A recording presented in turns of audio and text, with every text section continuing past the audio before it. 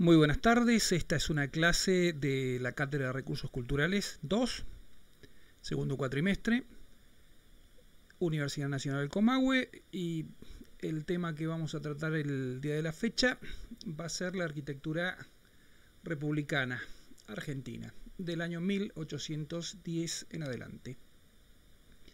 Bien, antes de comenzar con el tema específico, necesitaríamos ubicarnos en algunos mapas como para ver de qué espacio estamos hablando.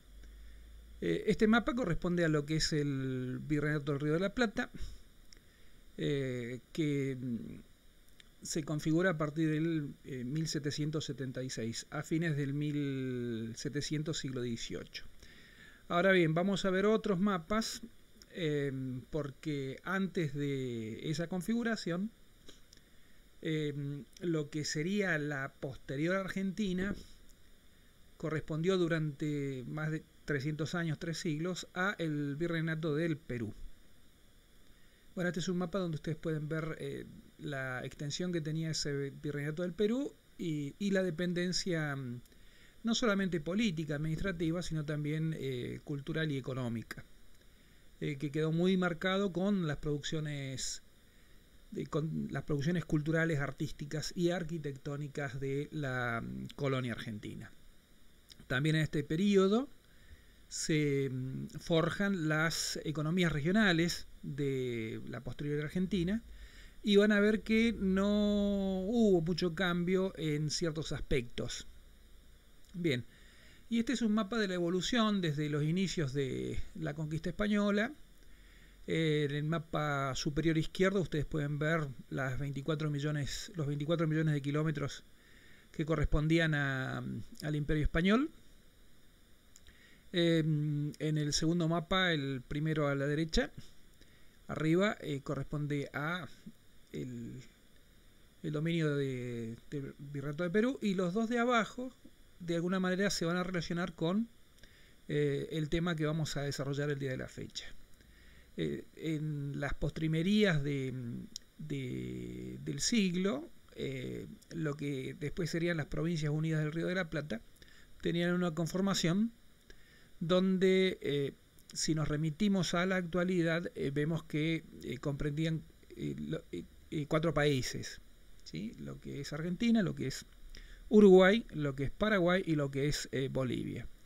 Esta región, este territorio, por varios motivos se va a ir desmembrando y va a haber una configuración muy distinta a con la que contamos hoy en día. Es más, si se fijan, toda la parte sur del mapa argentino de Sudamérica, van a ver que la mitad, si bien figuraba como dominio, no había una presencia efectiva de lo que sería la República Argentina, ni la colonia tampoco. Bueno, si hablamos de arquitectura republicana, con esa caracterización ya estamos introduciendo un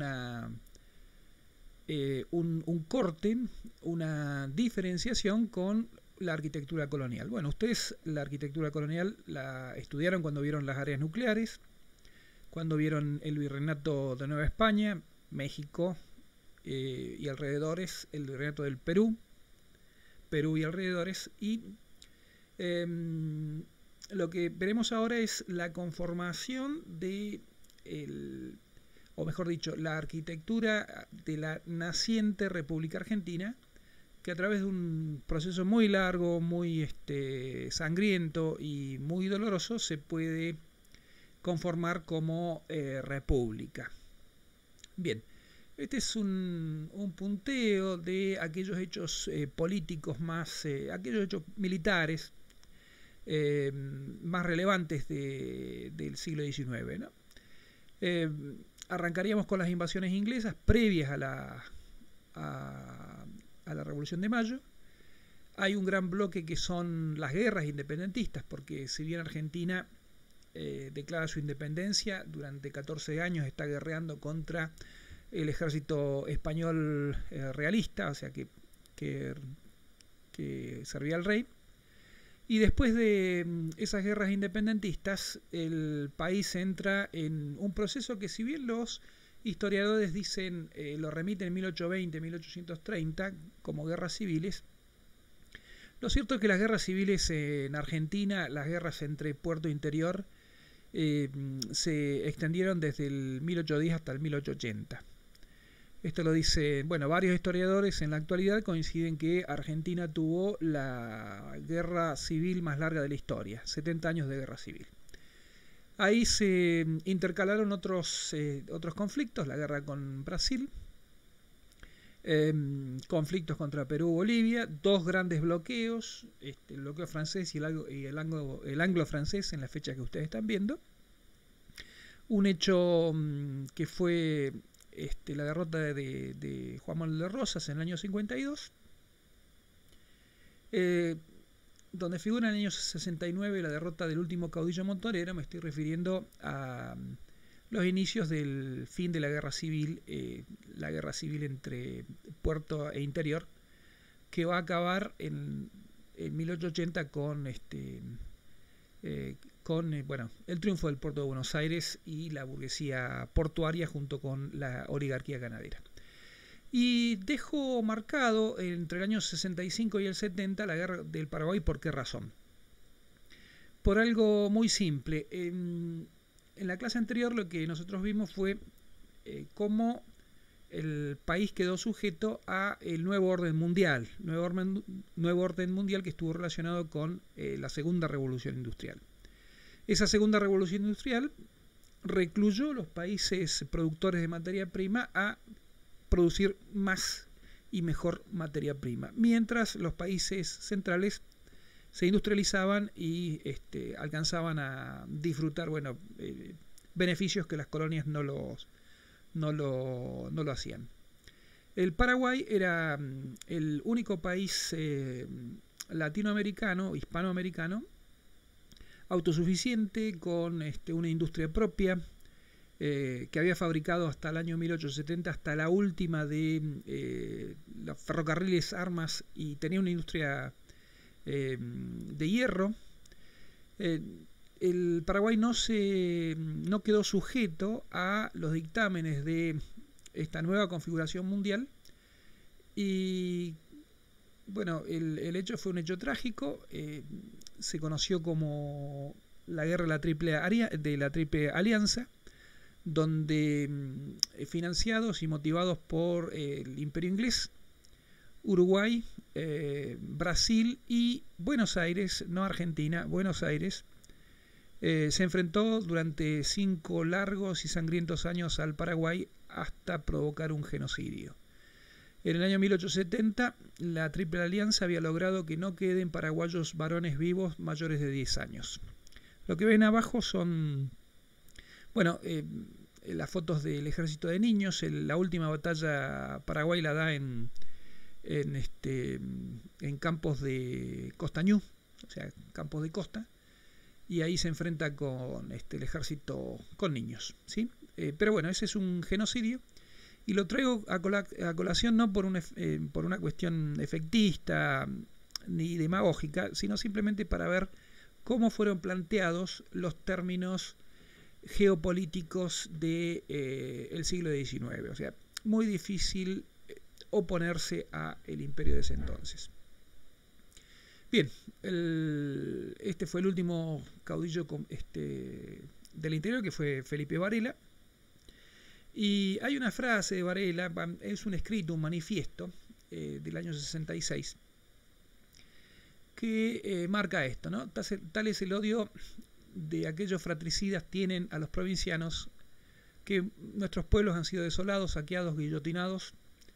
Ser porteño es ser ciudadano exclusivista, y ser provinciano es ser mendigo, sin patria, sin libertad, sin derecho.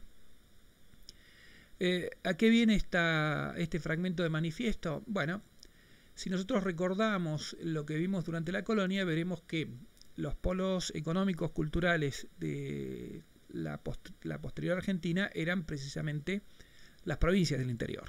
Las economías florecientes eran las economías de las carretas, de los sombreros, de los ponchos, de las mantas, de las velas, que estaban todas en el interior. Las primeras imprentas estuvieron en el interior, Córdoba, misiones jesuíticas. La primera universidad fue en el interior, es decir, todo este acervo político, económico, cultural se va a trocar de una manera terrible, de manera que lo que antes era una villa de barro, adobe y con muchas iglesias, que era Buenos Aires, pasa a ser muy rápidamente, por este cambio a nivel internacional, en la París de América. Bien. Todos los manuales de arquitectura, cuando empiezan a referirse a la arquitectura argentina de la República, ponen como ejemplo esto. Seguramente la mayoría lo reconoce porque es una imagen que aparece en los noticieros a diario, diríamos, ¿no? Si yo preguntara a los alumnos qué edificio, qué estilo corresponde al edificio, que es la Catedral Metropolitana de Buenos Aires, calculo que la gran mayoría diría neoclásico o clásico o renacentista. Sin embargo, el edificio en sí es un edificio colonial, es un edificio barroco, que fue construido entre el 1600 y 1700. Bueno, ¿qué fue lo que pasó? Bueno, que esta tal vez sea la primera expresión de la Revolución de Mayo. Año 1819, los revolucionarios de Mayo adoptan el neoclasicismo y le imprimen a un edificio barroco, que tenía reminiscencias hispánicas, una fachada, por donde se la mire, neoclásica, ¿no? ¿Por qué razón? Bueno, el neoclasicismo era el lenguaje estético de la revolución. El neoclasicismo era la cristalización artística de los ideales del iluminismo. La racionalidad, la mesura, el progreso indefinido encuentran en este estilo su mejor expresión. Bueno, esta es una acuarela de Pellegrini. A Pellegrini lo han visto en clases anteriores. Saben que es un ingeniero saboyano, que hace un compendio iconográfico del Buenos Aires del 1800, y ahí estamos viendo el edificio ya con una impronta neoclásica. Ven que el frontis no está, carece del relieve. Bueno, el relieve ese se va a poner en la década de 60, 1860, por un hecho político que no comentaré. Al lado, bueno, en esta litografía nosotros estamos viendo el edificio ya posterior a 1819, pero aparece lo que se conoce como pirámide de Mayo, que es un obelisco, no es una pirámide, que también pertenece al lenguaje estético de la Ilustración. En conmemoración de las invasiones inglesas, fue erigido antes de la Revolución de Mayo este monumento, ¿no? Que es la denominada pirámide de Mayo. Saben que el neoclasicismo era una readaptación de la Roma republicana, la Grecia clásica, Etruria y Egipto, ¿sí? Bueno, las reminiscencias, los objetos que remiten a Egipto también pertenecen al lenguaje neoclásico. Ahora bien, el neoclasicismo, si nosotros lo vemos en una línea temporal, se ubica a partir de 1750.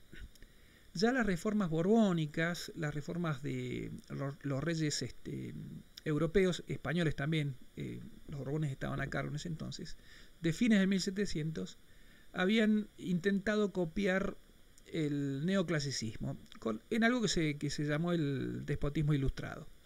Entonces, los edificios que se conciben, los edificios coloniales que se conciben a fines de 1700, tienen esa impronta. El Cabildo, tanto el Cabildo de Buenos Aires como el de Salta, o la Recoba, que es ese edificio con una sucesión de arcos de medio punto que sirve como mercado, son elementos neoclásicos. Sin embargo, el neoclasicismo va va a ser planteado a rajatabla durante la Revolución y sobre todo durante las guerras de independencia. Se debía intentar extirpar todo lo que recuerde a la colonia española. Ese fue un intento de alguna manera entendible, pero no fue muy no fue muy efectivo porque se siguió construyendo con cánones que venían de la época de la colonia. Bien, una vez hecho toda esta larga introducción, quisiera detenerme en qué es lo que vamos a ver. Voy a utilizar una cronología que establece Glusberg en una bibliografía que ustedes tienen. Figura en la PEDCO, está ahí. Glusberg toma este periodo en dos grandes momentos, lo postcolonial y lo cosmopolita.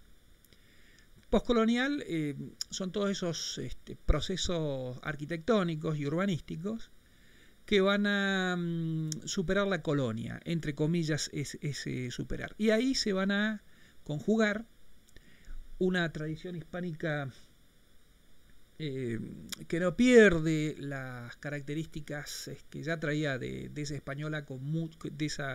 tradición arquitectónica española con mucho de árabe, mucho de mediterráneo. Lo que más se va a ver en este periodo, en este momento y a lo largo del siglo son edificios y construcciones con un carácter neoclásico. Vamos a ver, ya lo vamos a ver en la próxima diapositiva, que esto va a ser así. Digo preponderante, pero no excluyente, porque también, sobre todo 1860, 1870, van a aparecer construcciones que parecen pertenecer al románico, al gótico. Sin embargo, al ser concebidas y construidas 600 años después, se denominan como neogótico, neorrománico. Tal vez el neogótico y el neorrománico sean estilos que conversen con las realidades políticas que estaban sufriendo algunos países europeos, Alemania, por ejemplo. Pero bueno, eso lo dejamos para más adelante. Y el medio siglo que va del 1880 a 1930, Glusberg lo denomina cosmopolita. Cosmopolita por algo muy simple. Hay una verdadera mixtura, un verdadero aluvión de estilos que van a converger de una manera completamente desordenada, poco planificada, en las ciudades y en los pueblos argentinos. Sobre todo en las ciudades puerto, en las capitales o aquellas ciudades que estén relacionadas con el puerto. Me refiero básicamente a Buenos Aires y Rosario. ¿Sí? Cosmópolis significa ciudadano, cosmopolita es ciudadano del mundo. Entonces, vamos a ver en esa mezcla de estilos cómo van a convivir en un mismo espacio edificios de la Revolución Industrial, edificios eclécticos, Art Nouveau y Art Deco, pero bueno, estos edificios en Argentina se extienden ya entrado el siglo XX, en las primeras décadas del siglo XX, mejor dicho. Bueno, un hecho clave para por lo menos comprender el proceso arquitectónico del que estamos hablando es este. Hice una lista, pero la lista es mucho más larga, mucho más extensa, con todos aquellos constructores, arquitectos e ingenieros que operaron en Argentina en esa época. Y cuando digo Argentina, estoy diciendo desde Catamarca hasta Tierra del Fuego, ¿no? Fíjense que la predominancia es constructores, ingenieros o arquitectos europeos. Aparece, lo puse casi de lástima, a Pueyrredón, que ustedes seguramente ya vieron en la pintura, y a Jonas Larguía. ¿Sí? Pueyrredón, sin embargo, se forma también en Europa. Él está en la Escuela Politécnica de París y en Madrid. ¿Por qué razón? No había facultad de arquitectos ni facultad de ingeniería para que los criollos se formasen en ellas. ¿sí? Bueno, y quiero dar un ejemplo de la participación del Estado, en este caso de un Estado provincial, en la confección de un estilo. La primera provincia que unifica un estilo va a ser Catamarca. No va a ser Buenos Aires, no va a ser La Plata. Entre 1860 y 1880, el gobernador de Catamarca, Navarro de apellido, contrata un par de hermanos, arquitectos, los dos italianos, Caravati eran de apellido. Hay uno que es Pedro Luis Caravati, o Pietro Luigi Caravati, como lo quieran llamar, que le otorga una organización estilística a una ciudad del interior del país. Y esto no lo traigo a colación ni para que lo aprendan ni porque se lo vamos a tomar. Simplemente quiero que vean de qué manera esto sucede en el interior y se unifica estilísticamente el lenguaje arquitectónico de una ciudad. Bueno, Catamarca es una ciudad, es una provincia colonial. Catamarca se funda en 1680, 1683. Es decir que la estructura básica es una estructura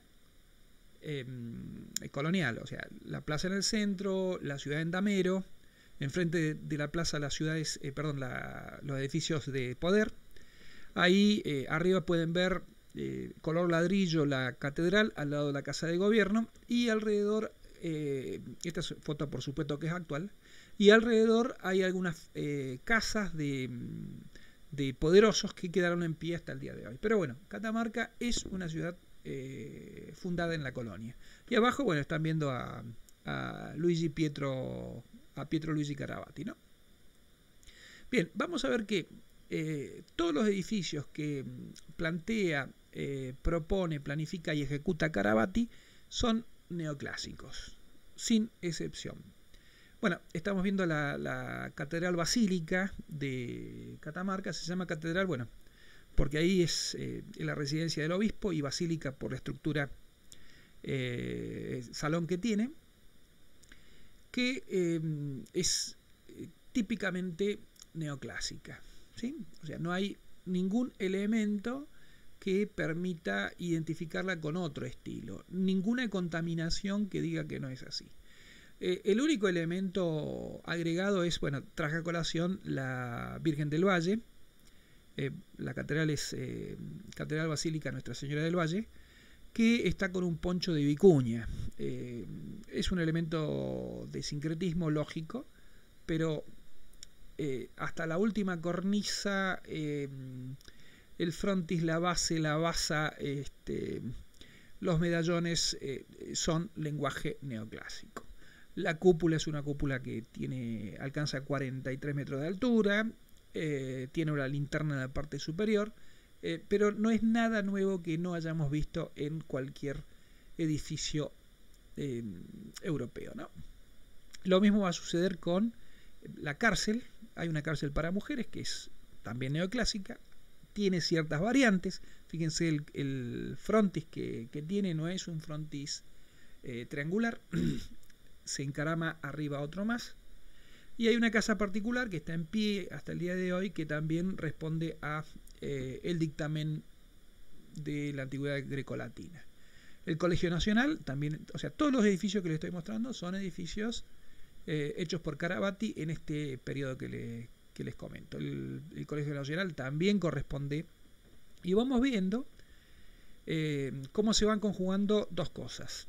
La organización republicana, en este caso de una provincia, y una república necesita estos lugares que estoy mencionando: hospitales, bibliotecas, colegios, cementerios, más allá de la casa de gobierno y la iglesia. Recuerden ustedes que el neoclasicismo lo que planteó dentro de los cánones de la Revolución Francesa fue educar al pueblo. El pueblo era el soberano. Bueno, las casas de la gente de poder, estoy hablando de mitad de 1800, aquí se conservan todavía dos casas de gobernadores. gobernador Navarro es la que está arriba, él fue el que cobijó a los Carabati y bueno, les encomendó el trabajo arquitectónico que hicieron. Y otro gobernador, Galíndez, vean ustedes, bueno, no se puede ver bien la foto porque es muy difícil en esas ciudades coloniales que tienen calles muy angostas, en algunos casos pasa solamente un auto, poder tener perspectiva para tomar de frente, ¿no? Pero bueno, si ustedes tuvieran que hacer un análisis, aplicar la guía de análisis, estarían hablando de órdenes por los pisos ordenados por la sucesión de arcos de medio punto, bueno, cementerio de Fray Mamerto Esquiú. También, si ustedes ven algo que no pertenezca a la tradición clásica, lo avisan. Y el Hospital San Juan Bautista también. Creo, también tengo el seminario. El seminario consistorio era un lugar de formación de sacerdotes. El interior, a diferencia de las cosmópolis, sigue siendo profundamente católico, profundamente creyente y cristiano. Y abajo es una capilla, una hermosísima, una verdadera preciosura, una capilla que hace en las afueras de Catamarca de ese entonces, pero que en la actualidad es pertenece ya al ejido urbano, que es la capilla de San Isidro Labrador en Valle Viejo. Bueno, simetría, axialidad, bueno, no quiero aburrir con algo que ya han masticado a lo largo de la carrera. Y la Casa de Gobierno, bueno, la Casa de Gobierno está exactamente al lado de la catedral, frente a la plaza. Responde a los mismos patrones.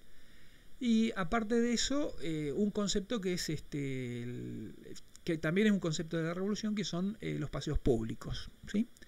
Los Carabati diseñan un paseo, que es un paseo con alamedas, se llama la Alameda, en esa época tenía alameda, tenía un lago artificial y era un lugar de esparcimiento para el pueblo en general, ¿no? Bueno, esta es la cronología. No sé si, creo que no, les mostré imágenes de todos estos edificios, pero vean ustedes la conjugación de estas dos vertientes: la organización republicana provincial inmersa dentro de un lenguaje de la Revolución Francesa, iluminismo